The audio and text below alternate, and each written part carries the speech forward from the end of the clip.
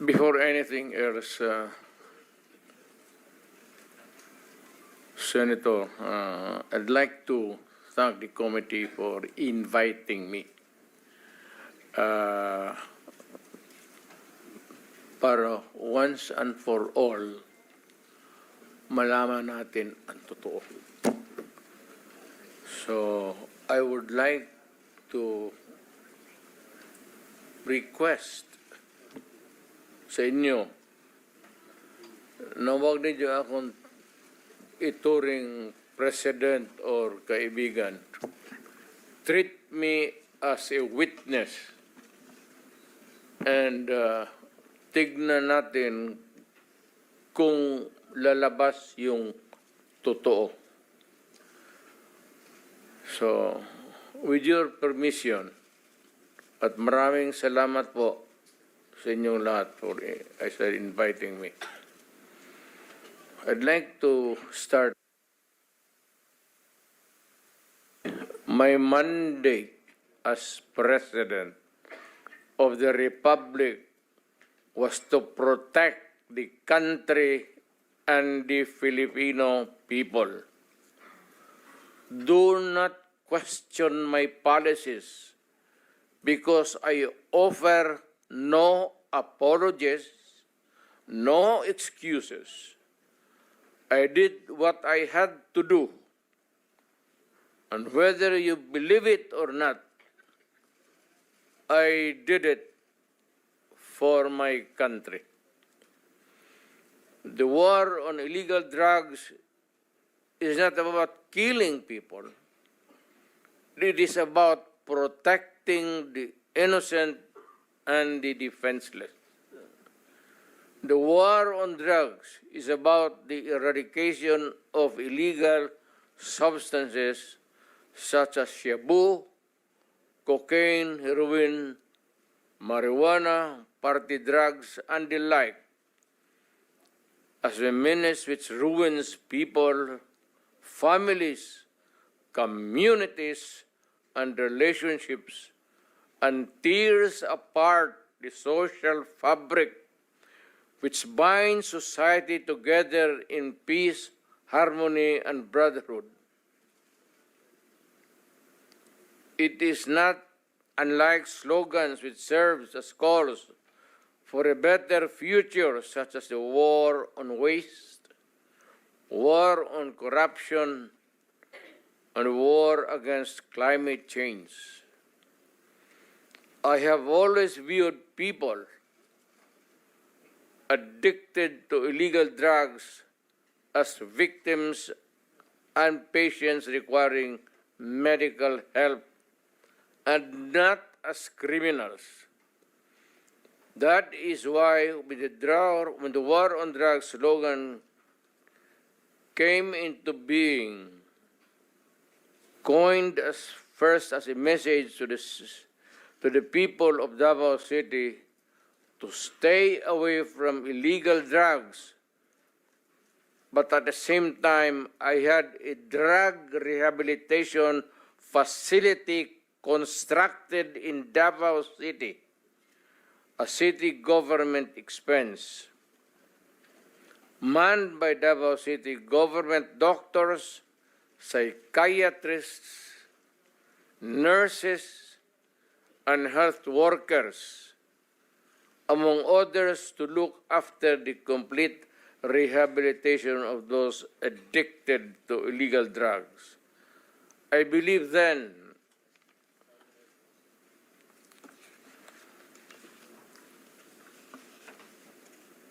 and I still believe now that rehabilitation and not fear of death or incarceration to be the key to the return of the addicted individuals back to the mainstream of a just and forgiving society. But no mistake about it, I hate drugs. I loathe the purveyors, the merchants, and the pushers of this demonizing element. I have not failed to emphasize this from the very day of the campaign when I ran for the presidency in 2016. This was my covenant with the Filipinos who believed in me. And to this day, must still agree with what in government have achieved. It is unfortunate that drug-related crimes are on the rise again. Every day you can read about children being raped, people getting killed and robbed. And just recently, a drug den was raided within the Malacanang complex. This clearly manifests that the purveyors of this menace are back in business.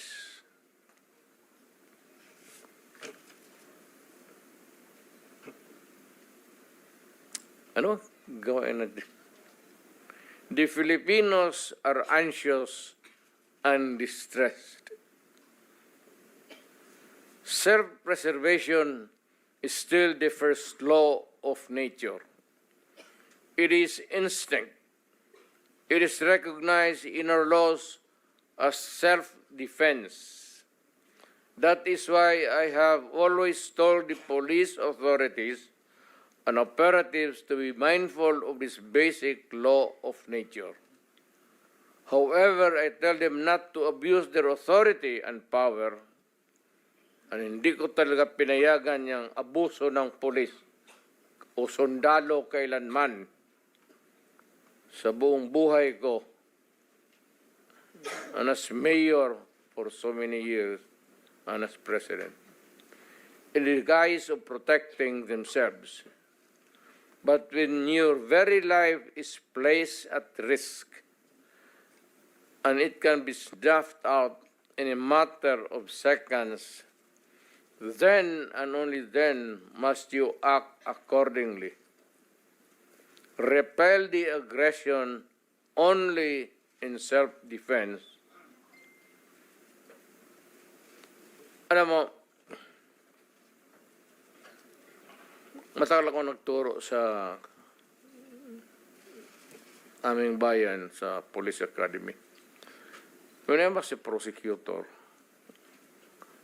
to augment my income noon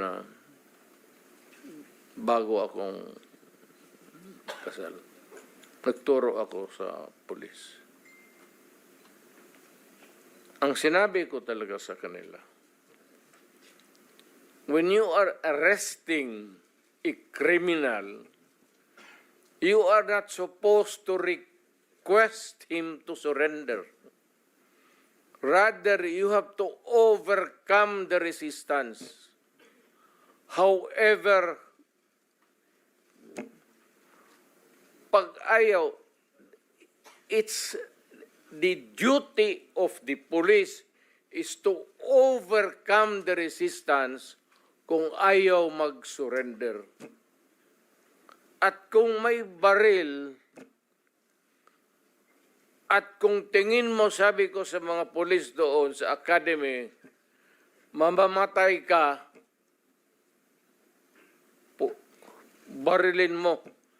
Barilin mo sa ulo. Patayin mo at least one less criminal in the community. Yun ang utos ko when I was a fiscal and I was a professor doon sa Police Academy. Yun ang turo ko sa kanila. No quarters given, no quarters asked. Criminal ito.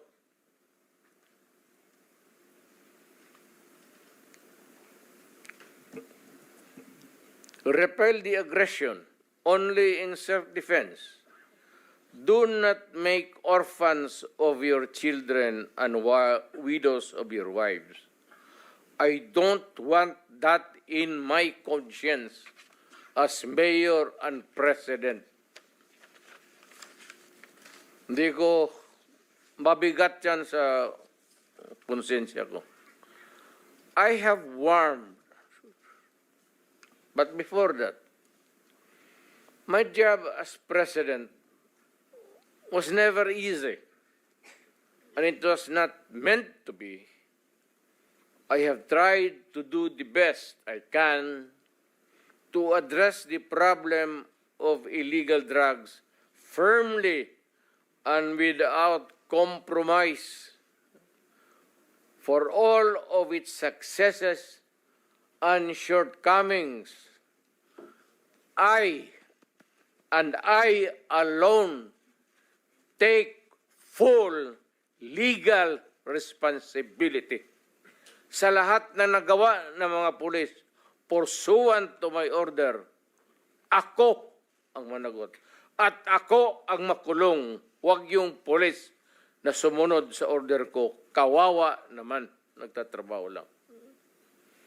Yun ang gusto kong sabihin sa Pilipino at mabutit niyaya ninyo ako dito. Once and for all, yan ang gusto kong sabihin sa tao.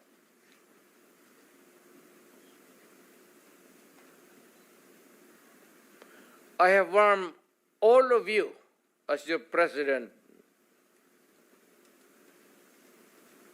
then and as a private citizen now. Drugs will destroy the Filipino. It will destroy my country.